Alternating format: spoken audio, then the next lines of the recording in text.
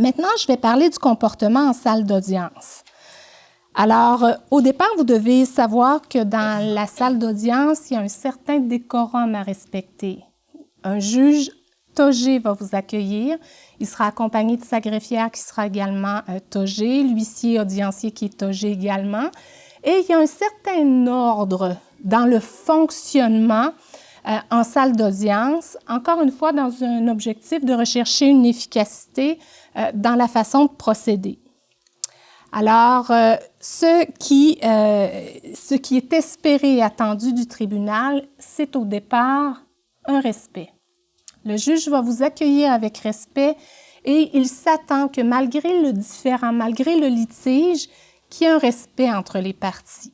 Alors, ce n'est pas le temps de s'invectiver, de s'interpeller, c'est pas l'objet de l'exercice, c'est d'avoir l'occasion de présenter chacun son point de vue pour expliquer au tribunal ce qui a été vécu et si, oui ou non, ça justifie la réclamation qui en est faite.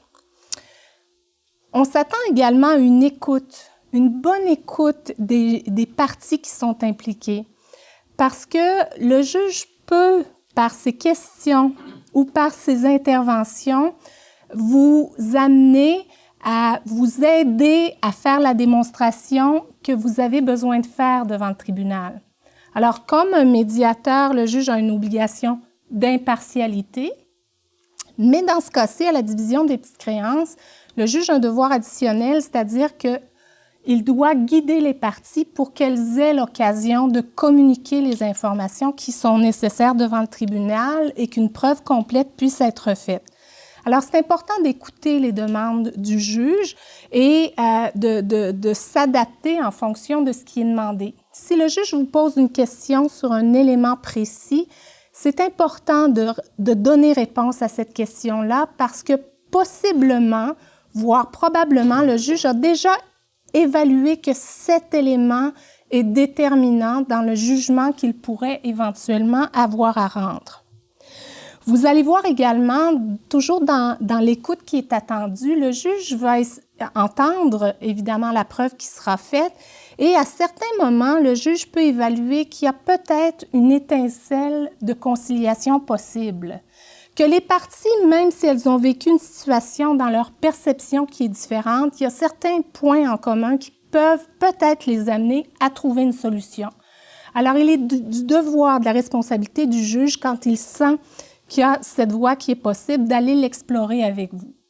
Mais si jamais, finalement, ce n'est pas une voie qui semble possible, le tribunal va tout simplement refermer cette porte-là et continuer son travail pour que l'instruction, l'enquête se tienne de façon complète et qu'un jugement soit éventuellement rendu.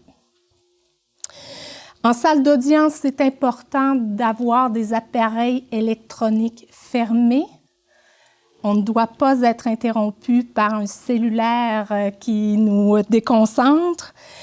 Il faut s'assurer également d'être dans une situation où il n'y a pas d'autres éléments de distraction qui pourraient vous empêcher de faire une preuve complète ou d'entendre la preuve complète qui est présentée par l'autre partie.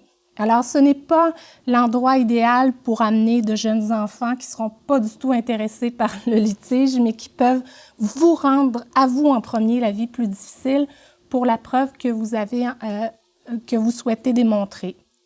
Vous ne pourrez pas non plus apporter de la nourriture ou des bouteilles d'eau pour vous rafraîchir pendant l'audience. Par contre, l'huissier audiencier pourra vous aider d'un verre d'eau si vous avez besoin de vous ressourcer avant de pouvoir continuer un témoignage qui aura été commencé.